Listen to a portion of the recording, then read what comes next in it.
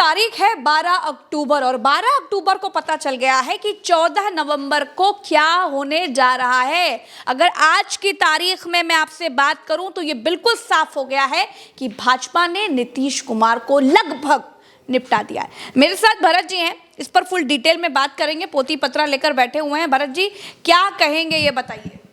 देखिए प्रज्ञा जी, बिल्कुल वाजिब फरमाया आपने। नीतीश कुमार आज लगभग निपटा दिए गए हैं। पहली भारतीय जनता पार्टी की बड़ी नीतीश कुमार के ऊपर जीत, और निपटाऊ जीत इसलिए है क्योंकि भारतीय जनता पार्टी ने महाराष्ट्र राज्य की तरह बिहार में भी नीतीश कुमार को बड़े भाई के तमगे से उतार कर नीचे फेंक दिया है। 101 और 101 पर भाजपा लड़ेगी, 101 पर नीतीश कुमार बिहार में लड़ने जा रहे हैं, ये ऐलान कर दिया है। दूसरी सबसे बड़ी बात, जब राजनीतिक विश्लेषण आप करेंगी इस सीट बंटवारे का तो ये पाएंगी कि पिछली बार नीतीश कुमार 115 सीटों पर बिहार में चुनाव लड़े थे, 43 पर जीते थे। जीते कितने थे वो उसको अलग रख दीजिए, वो अलग बात है, वो सारा आंकड़ा हमारे पास है। वो ये रहा कितना कितना कहाँ कैसे क्या हुआ वो सब हमारे पास है। 43 पर जीते उसको अलग करिए, 115 पर नीतीश कुमार लड़े।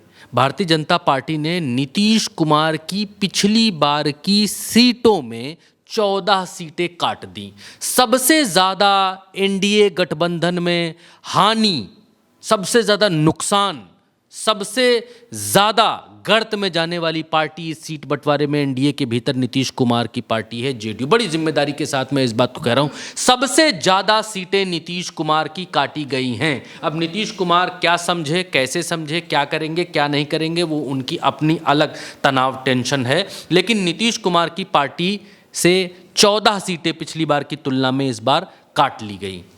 भारतीय जनता पार्टी जब बलिदान देने का वक्त आया, जब त्याग करने का वक्त आया प्रज्ञा जी, तो भारतीय जनता पार्टी ने अपने हिस्से से केवल 9 सीटों का बलिदान दिया।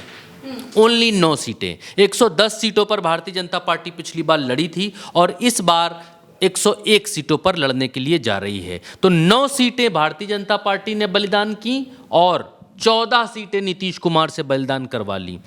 और इसके बदले में जो सबसे बड़ी बात, मैं बहुत जिम्मेदारी से प्रज्ञा जी, क्योंकि जब आप खड़ी होती हैं और जब आपके हाथ में माइक होता है और जब आप वीडियो में होती हैं तो दर्शक ये उम्मीद करते हैं और उम्मीद करनी भी चाहिए कि प्रज्ञा मिश्रा जी इस वीडियो में हैं और इस वीडियो में कही गई एक एक बात पानी की तरह साफ होगी। ये पूरी टीम की जिम्मेदारी बन जाती है प्रज्ञा जी। तो एक बात मैं और कहना चाहता हूँ, बहुत जिम्मेदारी से, अपनी जिम्मेदारी पर आपके वीडियो में मैं ये बात कहना चाहता हूँ।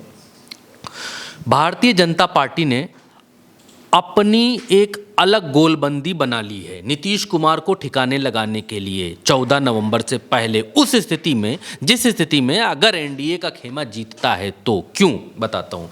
भारतीय जनता पार्टी 101 सीटों पर लड़ रही है। उम्मीद से ज्यादा चिराग पासवान को सीटें भारतीय जनता पार्टी ने आसानी से दे दी। आसानी से दे दी इन द सेंस 40 मांग रहे थे, 29 सीटें चिराग पासवान को दे दी। बिहार में बहुमत का आंकड़ा 122-123 सीटों के आसपास का है प्रज्ञा जी। भारतीय जनता पार्टी और चिराग पासवान की सीटों को जोड़ दीजिए तो यह आंकड़ा 130 पर पहुंच जाता है। बहुमत के आंकड़े से 8 सीटें ज्यादा।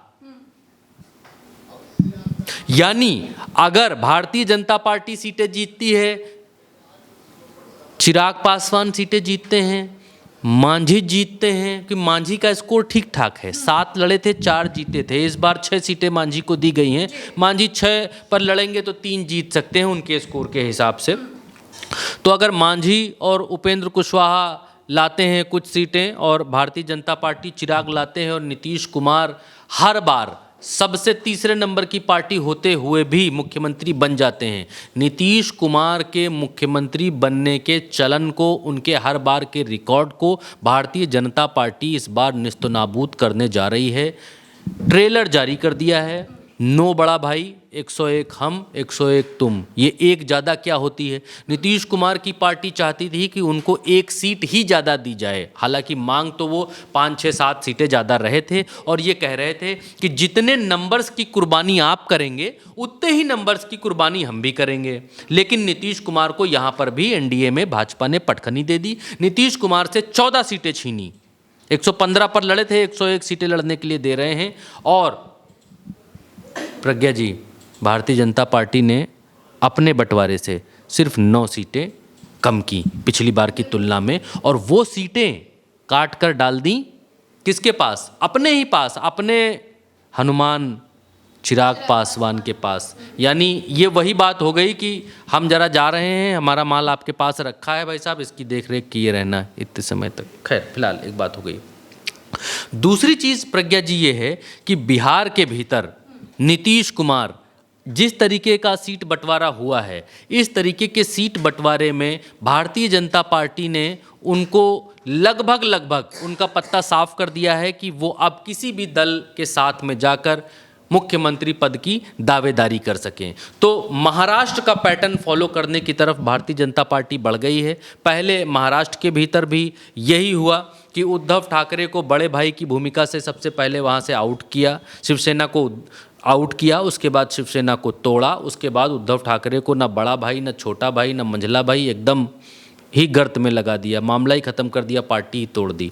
तो उसी तरह अब नीतीश कुमार की पार्टी के बड़े बड़े लोग सीधे भाजपा के संपर्क में हैं। नीतीश कुमार के साथ इतना नहीं बैठते हैं, नीतीश कुमार के बड़े बड़े लोग नीतीश कुमार की पार्टी के जितना भारतीय जनता पार्टी के साथ में बैठते हैं। मोदी जी उनकी तारीफ़ करते हैं, वो इनकी मोदी जी की तारीफ़ करते हैं। अब नीतीश कुमार की पार्टी का काउंटडाउन शुरू हो चुका है। मैं बेहद जिम्मेदारी से इस बात को कह रहा हूँ, नीतीश कुमार की पार्टी का काउंटडाउन आज से शुरू होता है और नीतीश कुमार की सत्ता का, इतने वर्षों की सत्ता का अंत 14 नवंबर से पहले, रिजल्ट कुछ भी हो, एनी हाउ कोई भी रिजल्ट आए बिहार में, कोई जीते, नीतीश कुमार की सत्ता का अंत हो जाएगा। लिख कर दे सकता हूं, मोहर लगा सकता हूं प्रज्ञा जी आज की तारीख में। ये सीट बंटवारा देखने के बाद, जिसमें भाजपा 101, नीतीश 101, मांझी 6 और उपेंद्र कुशवाहा 6 और सबसे ज़्यादा चिराग पासवान 29 सीटें। चलिए, तो एक तरीके से नीतीश कुमार को लगभग निपटा दिया है और ये साफ हो गया है कि अब बिहार में बड़ा भाई छोटा भाई कोई नहीं है। भारतीय जनता पार्टी ने जो किया है वो सबके सामने है। फिलहाल 2025 के इस चुनाव में माहौल बहुत गर्म हो चुका है और दूसरी सबसे बड़ी बात कि 14 नवंबर को क्या होने जा रहा है उसकी एक साफ तस्वीर आज हमने आपको दिखाने की कोशिश की। हमारे साथ इतना ही। चैनल को सब्सक्राइब कीजिएगा, वीडियो को शेयर कीजिएगा। नमस्कार, जय हिंद।